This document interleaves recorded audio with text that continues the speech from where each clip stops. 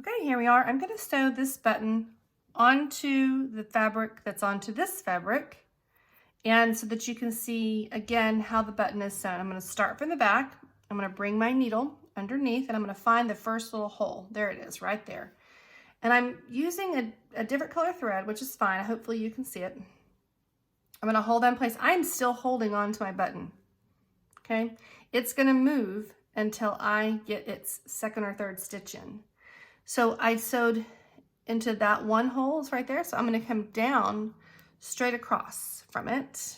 I don't want my thread to tangle, so I'm going to keep a good watch on that. Slowly. This particular thread that I'm using is a glossy thread, so it's probably not the best choice. So I have one stitch in and I'm going to go back up that same spot again where I started. Got to find my same spot. There it is right there. And I'm going to watch the back just because I don't want it to get tangled. And I'm going to go one more time right through. There we go. And I'm going to do it a third time. I really want to secure my button. Now I'm not really having to hold it anymore. Pull on it nice and tight. Go back through the bottom hole. Pull it through, make sure I don't have any loops.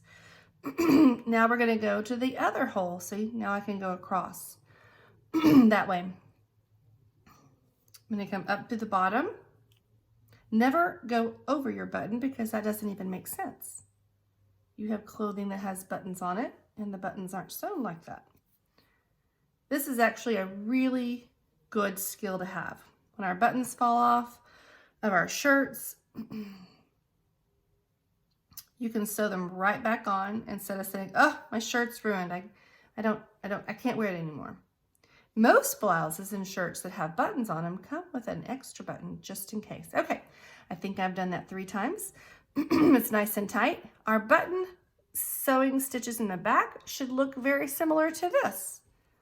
We don't need to have a lot of knots and crazy stitches going on in the back.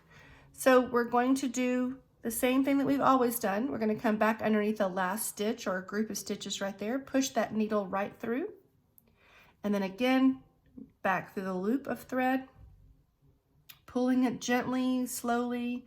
We don't want it to be a big knot.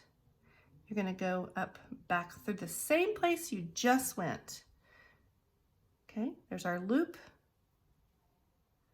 And what happens if it does sort of kind of get into a little knot? You just slow down, take your needle and pick it out. I'm going to do it one more time for good measure, just to make sure everybody saw it. Loop it through that little loop again and pull. There we go.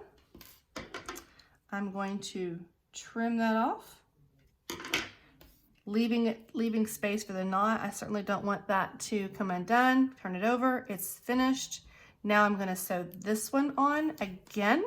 I want to remember the bowl, it's got an indentation in it. This little bowl right there needs to be facing up. The flat side needs to face the fabric. It makes it very difficult to tie off your thread when you turn it over. All right, let's get finished.